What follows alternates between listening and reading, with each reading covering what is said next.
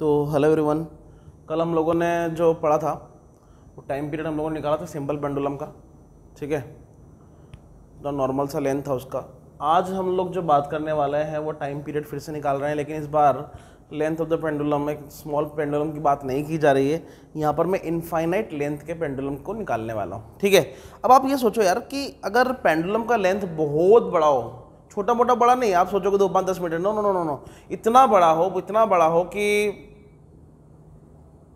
मतलब बहुत लंबा हो रहा है। जैसे एग्जांपल के लिए कि इसको लटकाने के लिए मुझे मून पर जाना पड़े। सोचो, इमेजिन करो, जैसे कि मान लीजिए ये अर्थ है, ये जो सरफेस है, ये जो बनाया हुआ है मैंने कर्व, ये अर्थ का सरफेस है, इमेजिन करिए। ठीक है, अब मेरे पास इतना बड़ा लेंथ है, इतना बड़ा लेंथ का पेंडुलम जो कि अप्रोक्सीमेटली मान लो कि रेडियस ऑफ द अर्थ के बराबर है। इतना बड़ा पेंडुलम, लेंथ किसके बराबर है?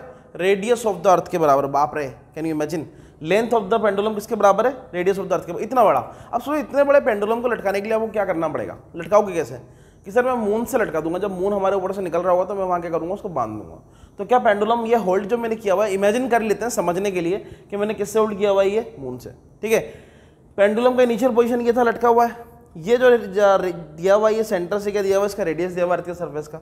ठीक है, और मान लेते हैं अर्थ के सर्फेस के बिल्कुल नियर बाई पास में ही है ना, बहुत ज़्यादा गैप नहीं है। मतलब जैसे मान लीजिए ये अर्थ का सर्फेस है, तो यहाँ पे इस तरह लटका हुआ है, न टच हो रहा है न बहुत दूर है। ठीक है, ये मेरी कंडीशन दी हुई है। अब जो पेंडुलम लूंगा, ऑब्वियसली उसका मास कुछ होगा, डेंसिटी ज़्यादा होगी। लेंथ ऑफ द पेंडुलम बहुत बड़ा है, इसको मैंने रिप्रेजेंट कर दिया कैपिटल एल से, चलेगा? ठीक है, तो डेफिनेटली ये वाला पार्ट भी क्या होगा आपका? कैपिटल एल होगा ही होगा। ठीक है, अब मैं क्या कर रहा हूँ, उसके एक्सीलरेशन करा रहा हूँ। पेंडुलम क्या करेगा? ऑक्सीलेट करेगा। पेंडुलम काम ही यही होता है, जब ये ऑक्सीलेट करेगा तो इसका एंगल मैंने यहाँ कितना ले लिया? थीटा। ठीक है, अब आप ये देखिए कि जब ये ऑक्सीलेट करेगा तो एम मास का जो बॉब लटका हुआ है वो भी क्या करेगा? साथ में ऑक्सीलेट कर रहा होगा। पहले जब ये ऑक्सीलेट नहीं कर रहा था तो इसका एमजी जो लग रहा था डाउनवर्ड डायरेक्शन में लग रहा होगा, सोच कर देखिए।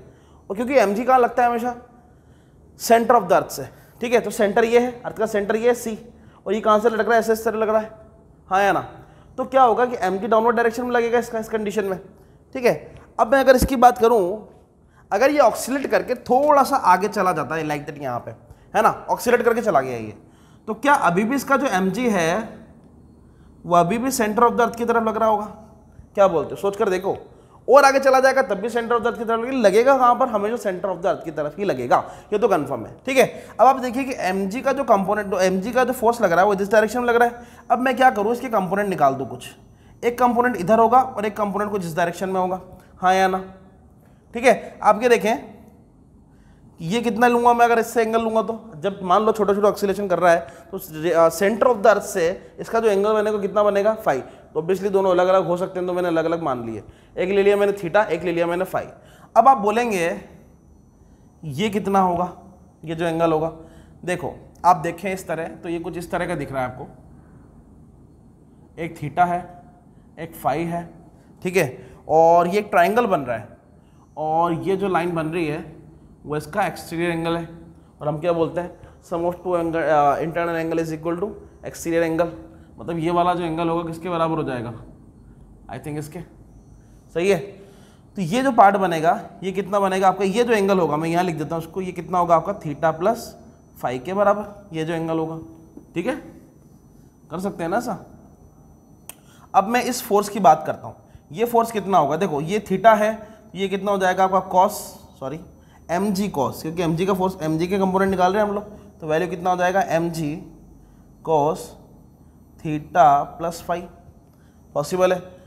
और ये वाला जो फोर्स है, मैं इसको थोड़ा सा बड़ा करके यहाँ बना देता हूँ ताकि क्लैरिटी रहेगी दिखने में। ये हो जाएगा आपका mg sine theta plus phi. होगा या नहीं होगा? सोच कर देखें। और यहाँ पर ऊपर की तरफ एक फोर्स लग रहा होगा जिसको बोलेंगे हम लोग टेंशन। और मैं कहूंगा कि T इज इक्वल टू कितना हो जाएगा आपका? Cos mg cos theta plus phi. होगा या नहीं होगा?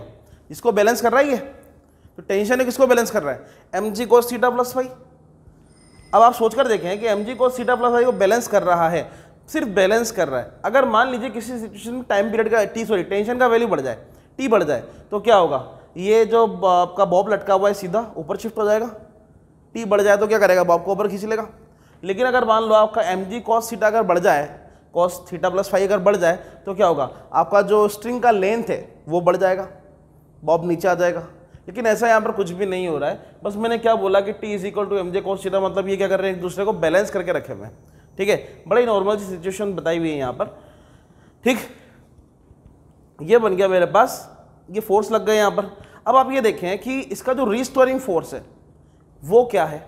अगर मैं रिस्टोरिंग फोर्स का वैल्यू लिखूँ तो एफ इज इक्वल टू कितना हो जाएगा, रिस्टोरिंग फोर्स माइनस, ठीक है, कितना हो जाएगा, M G sine theta plus phi. क्या ये रिस्टोरिंग फोर्स है या नहीं है? है। अब मैं आपसे बोलूँ फिर से वही पुरानी वाली बात जो हमने पहले वाले पेंडुलम के केस में की थी। क्या बोला था मैंने कि ऑक्सीलेशन बहुत स्मॉल होना चाहिए, बहुत छोटे छोटे ऑक्सीलेशन होना चाहिए। अब सोचो यार, ये तो पेंडुलम इतना बड़ा है, उसके केस में क्या होगा, और छोटा ऑक्सीलेशन होगा। तो इस छोटे वाले ऑक्सीलेशन के केस में क्या बोलूँगा मैं कि साइन थीटा प्लस फाई जो होगा अप्रोक्सीमेटली इक्वल टू किसके बराबर हो जाएगा, थीटा प्लस फाई के। मतलब मेरा जो वैल्यू बनेगा वो बनेगा F is equal to minus M G theta plus phi के बराबर। होगा या नहीं होगा? ठीक है, आसान बन रहा है, F is equal to minus M G theta plus phi के बराबर। ठीक, ये मेरा किसका वैल्यू आ गया, एफ का वैल्यू। अब आप ये सोचकर देखें, इससे पहले जब हम लोगों ने फोर्स निकाला था वो क्या था, एक्सेलरेशन क्या था, याद होगा आपको, A is equal to minus omega square X, याद आ रहा है कुछ? और अगर इस सिचुएशन में अगर फोर्स निकालूंगा तो फोर्स निकालने के लिए मुझे क्या करना पड़ेगा, दोनों साइड मास से मल्टीप्लाई करना पड़ेगा। ठीक है, अब अगर दोनों साइड मास से मल्टीप्लाई करता हूं तो ये बन जाएगा F is equal to minus of M omega square X. होगा या नहीं होगा? ठीक है, अगर मैं इन दोनों इक्वेशंस को कंपेयर कर दूं तो क्या बनेगा, अगर मैं इन दोनों इक्वेशंस को यहां पर कंपेयर कर दूं तो क्या बनेगा, इधर देखिए, ये बनेगा आपका minus M G theta plus phi is equal to minus of M omega square X. होगा या नहीं होगा पहले सोचकर देखिए। ठीक है, अब यहाँ क्या करें, जो जो सिंपली कैंसल आउट हो रहा है उसको कट कर दीजिए। ठीक है, तो वैल्यू कितना बचेगा, ओमेगा स्क्वायर जो बचेगा वो बचेगा G theta plus phi upon X. और अगर मैं यहाँ से ओमेगा निकाल दूँ तो कितना हो जाएगा, क्या मैं इसको ये लिख सकता हूँ क्या, बड़े आसानी से लिख सकते हैं भैया। अब एक काम करते हैं, ओमेगा इज इक्वल टू कितना था, टाइम पीरियड का वैल्यू निकाला था हम लोगों ने, omega is equal to 2π/t, omega is equal to कितना था, 2π/t, याद है? तो मैं डायरेक्टली में क्या कर रहा हूँ, ओमेगा का जो वैल्यू था उसको 2π/t से रिप्लेस कर दे रहा हूँ। ठीक है, और ये एज इट इज रहेगा G theta plus phi upon X. ठीक है, एक्चुअली मुझे फाइंड आउट क्या करना है, मुझे टाइम पीरियड निकालना है। मेरा टॉपिक का नाम ही है time period of simple pendulum of very large length, बहुत बड़े लेंथ के लिए मैं टाइम पीरियड निकालने वाला हूँ। ठीक है, तो अगर मैं यहाँ से टी निकालूंगा तो टी इज इक्वल टू कितना हो जाएगा आपका, ये हो जाएगा 2π अंडर रूट, क्रॉस मल्टीप्लाई करने पे टर्म कैसी हो जाएगी, x अपॉन जी थीटा प्लस फाई। होगा या नहीं होगा ऐसा? ठीक है, ये मेरा एक फॉर्मूला आ गया है, इंपॉर्टेंट फॉर्मूला आ गया मेरा। ठीक है, ये मेरा एक इंपॉर्टेंट फॉर्मूला आ गया। अब मैं क्या कर सकता हूँ, आप ध्यान से देखें, जब g इज इक्वल टू ये आ गया है, अब मैं क्या थीटा और फाई का वैल्यू यहां से पुट कर सकता हूं क्या मैं यहां से थीटा और फाई का वैल्यू पुट कर सकता हूं? आप देखिए, ये जो गैप था ये मैंने कितना लिया था, कल भी x लिया था, आज भी x ले रहे हैं। ठीक है, ये मैंने x ले लिया। अब आप देखिए एक छोटा सा ट्राइंगल बन रहा है और ये भी एक छोटा सा ट्राइंगल बन रहा है। मैं कहीं ड्रॉ करके दिखा देता हूं आपको। एक बन रहा है कुछ इस तरह का, ठीक है, जिसका ये वैल्यू x है, ये वैल्यू L है। ठीक है, और ये एंगल कितना है, थीटा, और थीटा इज इक्वल टू कितना था, आर्क अपॉन रेडियस के बराबर। याद आ रहा है? तो यहाँ पर अगर मैं थीटा का वैल्यू निकालूंगा तो थीटा इज इक्वल टू कितना हो जाएगा, आर्क अपॉन रेडियस, मतलब x/L। ये आर्क x और ये L। ठीक है, ये पुरानी बातें जो हमने पहले भी की हुई थी। और अगर मैं फाई का वैल्यू निकालूंगा इस कंडीशन में तो हो जाएगा x/r। आप देख लीजिए, फाई x वही रहेगा और r का वैल्यू कितना हो जाएगा, ये रेडियस ऑफ द अर्थ के बराबर हो जाएगा। तो फाई इज इक्वल टू कितना हो जाएगा आपका एक्स बाई आर। मतलब मैं यहाँ पर थीटा वाले टर्म को और फाई वाले टर्म को इनसे रिप्लेस कर सकता हूँ, इजीली रिप्लेस कर सकते हैं। देखिए इधर, हाँ जी, तो टी इज इक्वल टू कितना हो जाएगा आपका 2 पाई अपनी जगह पर है, ठीक है, एक्स अपनी जगह पर है, जी अपनी जगह पर, थीटा का वैल्यू कितना हो जाएगा X by L plus X by R, ये हो गया। अब मैं यहाँ से कुछ टर्म्स को कॉमन निकाल कर कट कर सकता हूँ क्या? साफ दिख रहा होगा, एक्स को कॉमन निकाल लो और कट कर दो, ठीक है। अगर मैं ऐसा करूँ तो क्या यहाँ पर कुछ सिचुएशन ऐसी क्रिएट हो जाएगी? इधर देखिए, कुछ सिचुएशन कैसे क्रिएट होगी यहाँ पर, t is equal to 2 pi, ये बनेगा आपका 1 upon G 1 upon L plus 1 upon R. ये जो मेरा इक्वेशन निकल कर आया है ये बहुत बहुत बहुत ज़्यादा इंपॉर्टेंट है। इससे मतलब सारे ये मैं समझ लो कि एक फाइनल इक्वेशन निकला है, इससे आप बाकी की चीज़ें और भी फाइंड आउट कर सकते हैं। t is equal to 2 pi under root 1 upon G bracket start 1 upon L plus 1 upon R bracket finish. ये वाला इंपॉर्टेंट इक्वेशन काफ़ी इंपॉर्टेंट निकला है यहाँ पर, ठीक है, काफ़ी इंपॉर्टेंट इक्वेशन निकला है। अब मेरा जो क्वेश्चन टॉपिक है वो ये है कि बहुत लंबा बहुत बड़ा पेंडुलम का लेंथ है, ठीक है। तो क्या मैं पहली केस में, केस नंबर 1 में अगर लेंथ ऑफ द पेंडुलम को इनफाइनाइट मान लूँ, क्वेश्चन ऐसा बोल रहा है कि पेंडुलम बहुत बड़ा है। अब बहुत बड़ा मतलब क्या, मून से लेकर यहाँ तक का डिस्टेंस जब मान लिया मैंने, तो क्या मैं उसको इनफाइनाइट बोल सकता हूँ? अब इनफाइनाइट अगर बोल दूंगा तो ये वाला टर्म कितना हो जाएगा 1 अपॉन एल, ठीक है, और एल का वैल्यू आप कितना बता रहे हैं 1 अपॉन इनफाइनाइट, तो ये टर्म कितना हो जाएगा 0। तो टी का जो फॉर्मूला बनेगा वो बनेगा 2 pi under root 1 as it is है, ये बन जाएगा जी बाई आर। और अगर आगे सिंप्लीफाई करते हैं तो ये बन जाएगा 2 pi under root R by G, ये बन जाएगा आपका 2 pi under root R by G, ठीक। ये बन गया किसके लिए? इनफाइनाइट लेंथ के लिए। मतलब आपका जो ये वाला अगर लेंथ है बहुत बहुत बड़ा है, लेंथ ऑफ द पेंडुलम बहुत बहुत बड़ा है, तो ये केस बनेगा, ठीक है। दूसरा केस, लेंथ अगर बहुत बड़ा होगा, ये तो हो गया यहां पर। अब मैं बोल रहा हूं कि r इज इक्वल टू कितना होता है, रेडियस ऑफ अर्थ कितना होता है आपका, तो यहां पर r जो लिया हुआ है रेडियस ऑफ अर्थ लिया हुआ है, और रेडियस ऑफ अर्थ कितना होता है आपका 6400 किलोमीटर। मतलब मैं कहूं तो 6.4 मल्टीप्लाई बाई 10 की पावर 6 मीटर बोल सकता हूं, ठीक है। अब आप यहां पर देखें, बहुत ध्यान से देखें कि ये r है या 1 अपॉन r है, समझ में आ रहा है?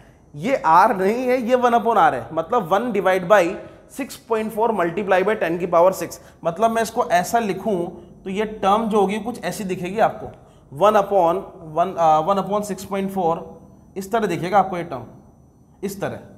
बाप रे बाप, इतना छोटा टर्म अगर मैं बना दूं तो ये जो 1 अपॉन r होगा ये अप्रोक्सीमेटली किसके बराबर हो जाएगा? बहुत छोटा नेग्लिजिबल हो जाएगा। तो ना के बराबर 0 कर सकते हैं उसको। तो यहां पर जो फॉर्मूला बनेगा वो क्या बनेगा, t is equal to 2 pi under root, ये बनेगा आपका g मतलब सॉरी ये क्या बनेगा आपका 1 अपॉन जी बाई एल। और अगर मैं इसको सिंप्लीफाई करूंगा तो कितना बन जाएगा आपका 2 pi under root L by G. ये हमने पहले भी पढ़ा था, लेकिन ये तरीका ये नहीं था। ये हमने निकाला 2 pi under root L by G, अभी लास्ट वाले में एक डेरिवेशन में निकाला था। तो लेकिन ये प्रोसेस ये नहीं था, प्रोसेस दूसरा था, लेकिन फॉर्मूला कुछ ऐसा ही आया था। एल बाई जी मतलब एल क्या है यहाँ पर, लेंथ ऑफ द पेंडुलम, और जी क्या है आपका एक्सेलरेशन ड्यू टू ग्रेविटी, ठीक है। कब? जब रेडियस आपने इस तरह लिखा, ठीक। और क्या कंडीशन बन सकती है इसकी? हाँ, अगर मैं एल और आर को एक दूसरे के बराबर रख दूं तो क्या होगा? हाँ, समझ रहे हो? अगर मैं ये जो लेंथ ऑफ द पेंडुलम है ये वाला और ये रेडियस है, अगर ये दोनों को बराबर मान लूं, इस केस में क्या होगा? एल बराबर अगर आर कर दूं तो क्या होगा? If L is equal to R, ठीक है, तो टी इज इक्वल टू कितना हो जाएगा 2 पाई अंडर रूट 1 अपनी जगह पर है, ठीक है, जी अपनी जगह पर है, ठीक। अब ये आर, एल की जगह आर पुट कर दो तो इसका सिंप्लीफिकेशन कैसे होगा? मैं कर देता हूँ 1 upon R plus 1 upon R, ठीक है। तो नीचे कितना हो जाएगा आर, 1 प्लस 1, मतलब ये हो गया आपका 2 बाई आर। इस तरह इसका सिंप्लीफिकेशन हो जाएगा। तो ये वैल्यू कितना आ जाएगा डायरेक्टली आपका 2 बाई आर। होगा कि नहीं होगा? ठीक है, समझ में आ रहा है? और ये हो जाएगा 2 बाई आर। इसको रेसिप्रोकल कर दो, तो रेसिप्रोकल करने पे क्या रिजल्ट आएगा ये देख लो आप। तो ऊपर जाने के बाद आर, देखिए मुझे लगता है थोड़ा बाहर निकल जाएगा, ये लिख देता हूँ 2 पाई अंडर रूट 1 अब 1 की जगह अब क्या आ जाएगा R और साथ में 2G। ये इसका आंसर आएगा।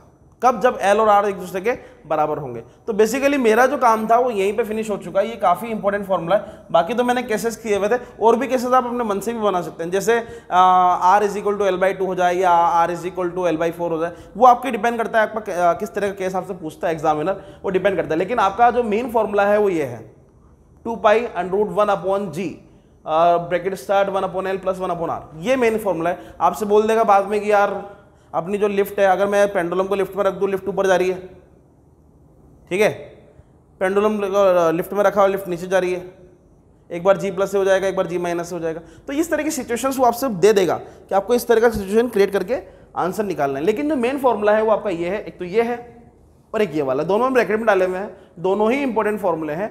आप अपने अकॉर्डिंग इसको बना सकते हैं, ठीक है। तो हमारा जो नेक्स्ट टॉपिक है वो है time period of spring mass system. ये हम पहले कर चुके थे, T = 2π/m/k, ये पहले भी हम लोग कर चुके हैं। उससे से रिलेटेड थोड़ा आगे बढ़ते हैं। टॉपिक का नाम है कॉम्बिनेशन ऑफ स्प्रिंग्स, ठीक है। स्प्रिंग के कॉम्बिनेशन की हम लोग बात कर रहे हैं। यहाँ पर 2 कॉम्बिनेशन होते हैं। डेफिनेटली अगर आपने इलेक्ट्रिसिटी पढ़ा होगा तो इलेक्ट्रिसिटी में भी 2 कॉम्बिनेशन देखे होंगे आप लोगों ने। पहला कौन सा था आपका? सीरीज कॉम्बिनेशन, एक था पैरेलल कॉम्बिनेशन। वही सब हम लोग यहाँ पर पढ़ने वाले हैं, सेम। पहला है मेरे पास एक पैरेलल कॉम्बिनेशन, एक है मेरे पास सीरीज कॉम्बिनेशन, ठीक है। तो मैंने क्या किया है, यहाँ पर स्प्रिंग ब्लॉक सिस्टम बनाया हुआ है जिसमें 2 स्प्रिंग लगा रखे हैं और दोनों किसमें है आपके पैरेलल कॉम्बिनेशन में। यहाँ पर स्प्रिंग ब्लॉक सिस्टम लगाया हुआ है, यहाँ पर 2 स्प्रिंग किसमें लगे हुए हैं आपके सीरीज कॉम्बिनेशन। पूरा मेथड तो वही है, बैक टू बैक लग रहा है तो सीरीज हो गया, एक के नीचे एक लग रहा है तो क्या हो जाएगा पैरेलल। पैटर्न वही है, ठीक है। यहाँ पर इसका स्प्रिंग कांस्टेंट कितना दिया हुआ है K1 K2, इसका दिया हुआ है K1 K2, मतलब स्प्रिंग कांस्टेंट अलग है, दोनों का मास दिया हुआ है mm, ठीक है। अब आप थोड़ा सा समझे इसको। यहाँ पर पहले वाले केस में अगर मैं इसको एक्सटर्नल फोर्स लगाकर इधर खींचता हूँ अपनी साइड से, F फोर्स लगा के इधर खींच रहा हूँ, ठीक है, तो क्या होगा, इधर एक रिस्टोरिंग फोर्स लगेगा जो क्या करेगा, इसको अंदर लेके जाने की कोशिश करेगा। अब आप देखिए कि रिस्टोरिंग फोर्स लगाएगा कौन। रिस्टोरिंग फोर्स कौन लगाएगा? ये वाला स्प्रिंग और ये वाला स्प्रिंग, दोनों, यही दोनों मिलकर क्या लगाएंगे, आपका रिस्टोरिंग फोर्स लगाने वाले हैं। ये बात भी तय हो गई। अब आप ये देखें कि जब ये दोनों रिस्टोरिंग फोर्स लगाएंगे तो दोनों जो फोर्स लगाएंगे वो सेम लगाएंगे या डिफरेंट लगाएंगे, पहले ये सोचो। ये दोनों फोर्स लगाएंगे वो सेम लगाएंगे या डिफरेंट लगाएंगे, ये सोचो, सोचने वाली बात है। ये दोनों का जो स्प्रिंग कांस्टेंट है वो डिफरेंट है। अब दोनों का स्प्रिंग कांस्टेंट क्या होगा आपका, डिफरेंट है, ठीक है। अब स्प्रिंग कांस्टेंट डिफरेंट है तो लगने वाला फोर्स भी हो सकता है कि दोनों का जो जिस मटेरियल से बनी हुई है डेंसिटी वो अलग अलग हो, है ना, सब कुछ हो सकता है अलग अलग हो, पॉसिबल है। तो इस कंडीशन में दोनों ही स्प्रिंग क्या होंगी, अलग अलग फोर्स लगाएंगी। दोनों स्प्रिंग क्या होगा आपका, सेम फोर्स नहीं लगाएगा, दोनों क्या लगाएगा आपका, अलग अलग फोर्स लगाएगा, ठीक है। लगाएगा दोनों इस डायरेक्शन में, ये कंफर्म है, लेकिन कैसे लगाएगा, डिफरेंट फोर्स लगाएगा। अब जब दोनों क्या रहेगा, डिफरेंट फोर्स लगाएंगे तो क्या होगा कि अगर मैं नेट फोर्स की बात करूं जो कि रिस्टोरिंग होगा इस डायरेक्शन में, तो क्या होगा, F = F1 + F2 के बराबर इसका नेट फोर्स आ जाएगा। क्या बोलते हो, मतलब मैं यहां पर लिख दूं कि दोनों केस में लगने वाला जो फोर्स होगा वो क्या होगा आपका, डिफरेंट होगा, ठीक है। अब आप ये देखो कि अगर मैं डिस्टेंस की बात करूं, डिस्टेंस x क्या होगा, मतलब सॉरी डिस्प्लेसमेंट, ये दोनों सेम होंगे हर केस के लिए या अलग अलग होंगे, सोचने वाली बात है। सेम होंगे, कैसे सेम होंगे, क्योंकि देखो ये जो है ये सब क्या कर रहे हैं, इस ब्लॉक को इधर ले जाने की कोशिश कर रहे हैं, रिस्टोरिंग फोर्स। तो डिस्प्लेसमेंट जो होगा वो क्या होगा, सेम होगा हर केस में। तो मैं इस केस में बता रहा हूं पैरेलल कॉम्बिनेशन में क्या होगा, फोर्स तो डिफरेंट होगा और x का वैल्यू क्या होगा, दोनों ही केस में सेम होगा। फोर्स अगर डिफरेंट होता है तो क्या होगा, F1 = -K1x and F2 = -K2x होगा या नहीं होगा। x जो किया है मैंने, क्योंकि दोनों को सेम बोला है तो दोनों का वैल्यू मैंने x लिख दिया। अगर दोनों अलग अलग होते तो मैं x1 x2 लिख देता, ठीक है। K1 K2 अलग अलग है, स्प्रिंग कांस्टेंट तो लिख दिया, F1 F2 अलग अलग है वो भी लिख दिया। अब मैं क्या करने वाला हूँ, इन दोनों का वैल्यू उठाकर इसमें डालने वाला हूँ। तो F नेट जो निकालने वाला हूँ कितना हो जाएगा, -K1x, और ये भी कितना हो जाएगा, -K1x के बराबर, ठीक है। इसमें से अगर कुछ कॉमन निकलता है तो निकाल लीजिए। क्या कॉमन निकलेगा, -K1 + K2x, ये मेरा एक इक्वेशन निकल कर आया। अब आप बेसिक इक्वेशन की बात करें, लिखा है क्या मैंने, कहीं भी नहीं लिखा हुआ। एक फॉर्मूला होता है अपना F is equal to minus K, restoring force का बेसिक फॉर्मूला। अब आप देखिए के की जगह यहाँ पर क्या आया हुआ है, के की जगह क्या आया हुआ है यहाँ पर K1 प्लस K2। मतलब मैं ये लिख सकता हूँ कि K इज इक्वल टू किसके बराबर हो जाएगा, K1 प्लस K2 के। अब मैं टाइम पीरियड के फॉर्मूला निकालना है। टाइम पीरियड का फॉर्मूला क्या है, T, मुझे निकालना क्या है, पैरेलल कॉम्बिनेशन टाइम पीरियड। क्या निकाला हुआ टाइम पीरियड का formula, T is equal to 2 by under root M by K, 2 pi under root M, और K का वैल्यू कितना हो जाएगा, K1 plus K2। That is my answer. होगा कि नहीं होगा भाई? मैंने क्या किया यहाँ पर, नया काम क्या किया कि सर कुछ नहीं किया मैंने। T is equal to 2 pi तो मेरे पास है under root M by K, M by K ये होता है, ये लिखा हुआ है फॉर्मूला। यहाँ पर K की जगह मैंने क्या लिख दिया, K1 प्लस K2। आप देखें क्यों लिखा मैंने, क्योंकि यहाँ पर K की जगह क्या आया हुआ है, K1 प्लस K2, तो मैंने इसको रिप्लेस कर दिया K1 प्लस K2 से। तो ये आपका टाइम पीरियड का फॉर्मूला हो जाएगा, किस केस में, पैरेलल के केस में। ठीक है, अब बात करते हैं इसकी। यहां पर ये कौन सा पार्ट है मेरे पास, स्प्रिंग कॉम्बिनेशन है। अब आप नोटिस करें यहां पर मुझे फोर्स एंड एक्स मतलब डिस्प्लेसमेंट की बात करनी है। अब यहां पर वैसे तो मैं आपको डायरेक्टली ट्रिक समझा देता हूं कि अगर फोर्स इस केस में डिफरेंट होगा तो डेफिनेटली इस केस में फोर्स क्या होने वाला है, दोनों केस में सेम होने वाला है, और एक्स का वैल्यू दोनों केस में क्या होगा, डिफरेंट होगा। ट्रिक बता रहा हूं याद करने की। अब कैसे होगा ये देखते हैं। ठीक है, फोर्स फिर से वही कि मैंने इस ब्लॉक को पकड़ा और इस डायरेक्शन में स्ट्रेच किया, खींचा, तो ये क्या करेगा, इसको वापस रिस्टोर करने के लिए इधर ले जाएगा। अब इस केस में जो लगने वाला फोर्स का वैल्यू होगा वो क्या होगा, सेम होगा। क्यों होगा, क्योंकि दोनों क्या कर रहे हैं, इस डायरेक्शन में ले जा रहे हैं, लेकिन डिस्प्लेसमेंट जो होगा दोनों स्प्रिंग का वो अलग अलग होगा। मुझे क्या पता है कि दोनों स्प्रिंग का लेंथ सेम है, मुझे क्या पता दोनों की स्ट्रेंथ अलग अलग सेम है, अलग अलग है, तो दोनों ही स्प्रिंग खींचेगी तो दोनों, लेकिन दोनों क्या होगा, अनइक्वल डिस्टेंस से खींचेगी। हो सकता है ये ज़्यादा इधर चली जाए, हो सकता है ये कम जाए, दोनों का जो डिस्प्लेसमेंट होगा वो अनइक्वल होगा इस केस में। मतलब अगर मैं x अगर निकालता हूं तो x इज इक्वल टू किसके बराबर हो जाएगा, x1 प्लस x2 के। इसका डिस्प्लेसमेंट अलग, इसका अलग, दोनों का अलग अलग हो जाएगा, वैल्यू निकाल लूंगा मैं आराम से। क्या बोलते हो? तो अगर मैं फॉर्मूला की बात करूं तो फॉर्मूला क्या होगा, फोर्स का सेम होगा डिफरेंट होगा, फोर्स सेम होगा या डिफरेंट होगा, फोर्स सेम होगा। तो F इज इक्वल टू कितना हो जाएगा फोर्स का फॉर्मूला, K1 x1 पहले वाले का, एंड दूसरा कितना हो जाएगा, F is equal to -K2 x2। K2 x2 क्यों किया भैया, क्योंकि x1 x2 अलग अलग है इसलिए किया। ठीक है, अब मैं क्या करूंगा, यहां से x1 निकालूंगा। x1 इज इक्वल टू कितना हो जाएगा, minus this F upon K1, and यहां पर x2 कितना हो जाएगा आपका, minus F2 upon x2, sorry F2 नहीं होगा, ओनली x होगा, सॉरी K1, राइट। अब मैं ये पूरा टर्म उठाकर x1 x2 का वैल्यू पुट कर दूं तो ये हो जाएगा x is equal to minus of F upon K1 and minus of F upon K2। ठीक है, कुछ अगर कॉमन वॉमन आ रहा है तो निकाल लो यार। x is equal to minus F common हो जाएगा, ये बन जाएगा 1 upon K1 plus 1 upon K2। अरे हो जाएगा भैया। अब क्या करें, अब हम एक काम कर सकते हैं, इसका एलसीएम ले सकते हैं। यहाँ पे एलसीएम अगर लूँगा तो ये हो जाएगा माइनस F K1 K2 का, K1 K2 upon K1 plus K2। अरे होगा कि नहीं होगा भैया, ठीक है। और ये x, एंड हम यहाँ क्या करना चाहते हैं, हम तो f निकालना चाहते हैं। पहले भी मैंने कहीं ना कहीं f ही निकाला था, f निकालते हैं एक बार।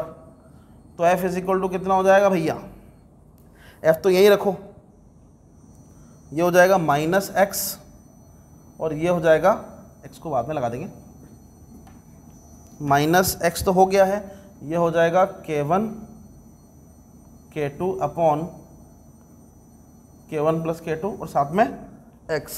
ठीक है, ये वैल्यू निकाल लिया मैंने यहाँ पे। अब आप क्या करें, अभी फिर से नोटिस करें, ये k है भैया, कंफ्यूज नहीं हो जाना, ये k है। तो अभी हम क्या करें, अभी एक काम करते हैं कि f इज इक्वल टू जो अपनी बेसिक इक्वेशन होती है वो क्या होती है, f is equal to minus K X. यहाँ पर k की जगह क्या दिया हुआ है क्वेश्चन में, देखना ये पूरा पार्ट k की जगह दिया हुआ है यहाँ पे, हाँ या ना, k की जगह दिया हुआ है।